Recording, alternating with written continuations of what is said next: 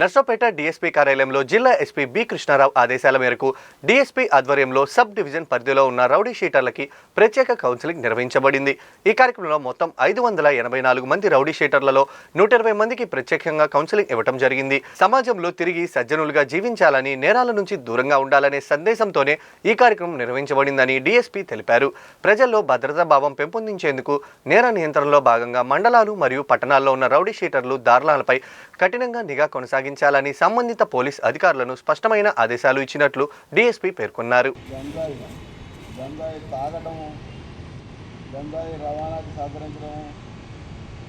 మా Narsapeta sub division పరిధిలో Narsapeta DSP గారి ఆఫీస్లో మా ఎస్పీ గారి ఆదేశానుసారం ఈ రౌడీ షీటర్స్ అందరికి కూడా ముఖ్యంగా టాప్ 10 రౌడీ షీటర్స్ ఒక్కొక్క స్టేషన్లో ఉన్నటువంటి top 10 rowdy sheeters and active rowdy sheeters వాళ్ళందరినీ కూడా పిలిపించడం జరిగింది ఇక్కడికి। వాళ్ళ కేసుల పరంగా ఎవరెవరు ఏ కేసులు ఇన్వాల్వ్ అయ్యారు, ఆ కేసుల పరంగా అయితేమి కేసులు లేకుండా కూడా యాక్టివ్గా ఉండేవాళ్ళు ఎవరు అనేది డిసైడ్ చేయడం జరిగింది। మరియు అందరికి కూడా ఒక మెంటల్గా కౌన్సిలింగ్ ఇవ్వడం జరిగింది। వీళ్ళు ఎట్టి పరిస్థితుల్లో రేపు జరగబోయేటువంటి లోకల్ బాడీ ఎలక్షన్లో పార్టిసిపేట్ చేస్తే చాలా తీవ్రమైన చర్యలు ఉంటాయని ఈ సందర్భంగా వాళ్ళకి వార్నింగ్ చేయడం జరిగింది। అదేవిధంగా 10 సంవత్సరాల పాటు ఎలాంటి గొడవలు ఎలాంటి ఇవి లేకుండా మంచి సత్ప్రవర్తనతో మెలిగేటువంటి వ్యక్తుల యొక్క రౌడీ షీట్ని తీసేయడానికి కూడా ఎస్పీ గారి పర్మిషన్ తోటి పాసిబిలిటీ ఉందనేటువంటి అవకాశం కూడా వాళ్ళకి చెప్పడం జరిగింది। ఇందులో చూస్తే చాలామంది 10 నుంచి 15 సంవత్సరాలు సత్ప్రవర్తనతో ఉన్నవాళ్ళు కూడా ఉన్నారు।